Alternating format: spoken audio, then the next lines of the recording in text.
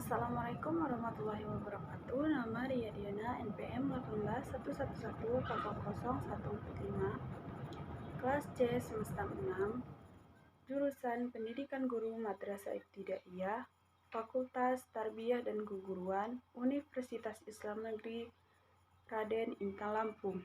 Video ini dibuat untuk memenuhi tugas UTS mata kuliah Matematika di SD atau MI yang diapu oleh Bapak Ponidi MPD. 1. Bagaimana hakikat pembelajaran matematika yang berpengaruh dalam kehidupan sehari-hari, terutama untuk peserta didik. Hakikat pembelajaran matematika di SD. Matematika merupakan mata pembelajaran yang penting untuk diajarkan di SD, karena matematika sangat berguna dalam kehidupan sehari-hari. Secara langsung memerlukan keterampilan berkaitan saat berbelanja. Keterampilan berkaitan dengan menghitung berupa pengembalian uang belanja. Dengan begitu, matematika sangat penting dalam kehidupan sehari-hari. 2. Model pembelajaran BPL merupakan konsep pembelajaran yang dapat digunakan dalam merangsang siswa untuk dapat berpikir tingkat tinggi. Dari penjelasan tersebut, bagaimana langkah Anda sebagai seorang guru dalam melakukan langkah-langkah pembelajaran tersebut agar tujuan dan dalam merangsang berpikir tingkat tinggi dapat terwujud? Saya mengambil contoh kasus tentang bangun datar. Guru membawa alat peraga bangun datar ke dalam kelas. Guru menjelaskan macam-macam bangun datar, bentuk-bentuk bangun datar, sifat-sifat bangun datar.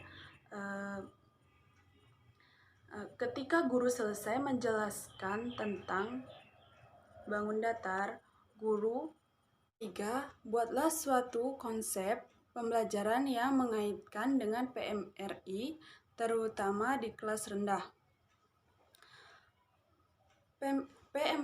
PMMRI, pembelajaran matematika realistik Indonesia, dalam pembelajaran matematika di kelas rendah, yaitu seseorang guru harus mengajarkan sesuai dengan kenyataan yang ada kepada peserta didik.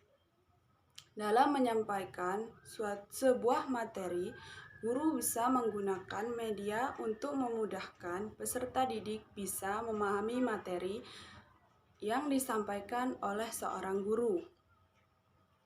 Seperti penjumlahan, seorang guru bisa menggunakan benda atau suatu yang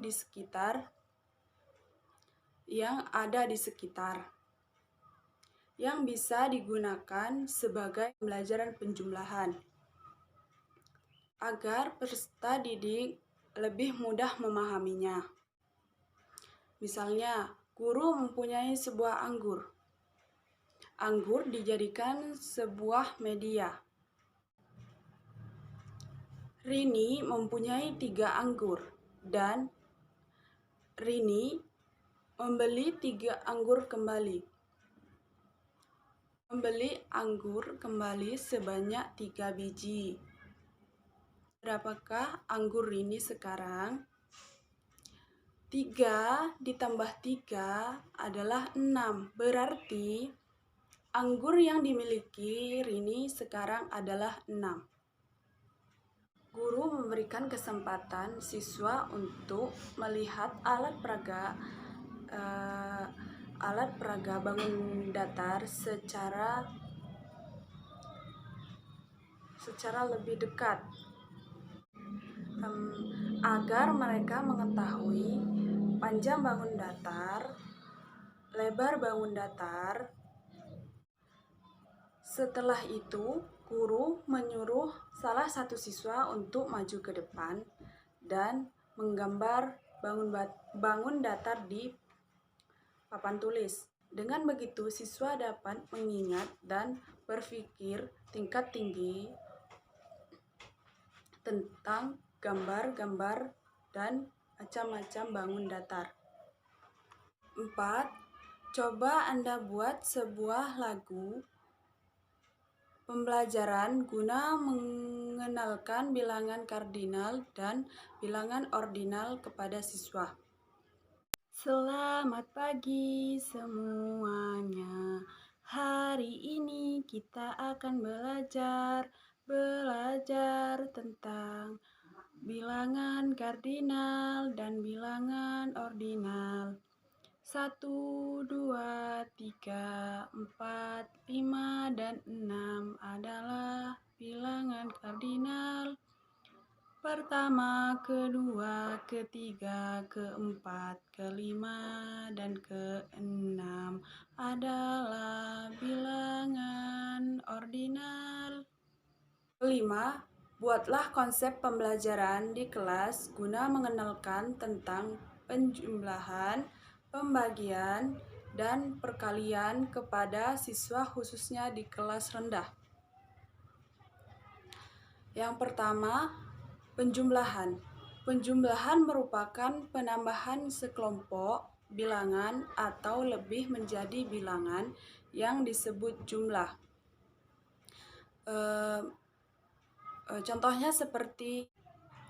Contohnya, di tangan kiri saya sudah ada 1 jambu, dan di tangan kanan saya sudah ada 1 jambu.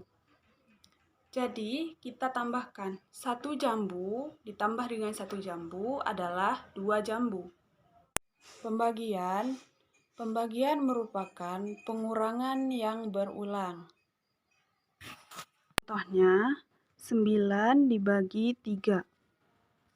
Tadi kan pembagian merupakan pengurangan yang berulang. Jadi kita kurangkan 9 dikurang 3 dikurang 3 dikurang 3 sama dengan 0. Berapa kalikah dikurangkan supaya hasilnya 0? 3 kali. Jadi di sini hasilnya 3. Selanjutnya, perkalian. Perkalian merupakan penjumlahan berulang. Contohnya, 2 dikali 2. Sama saja dengan 2 ditambah 2.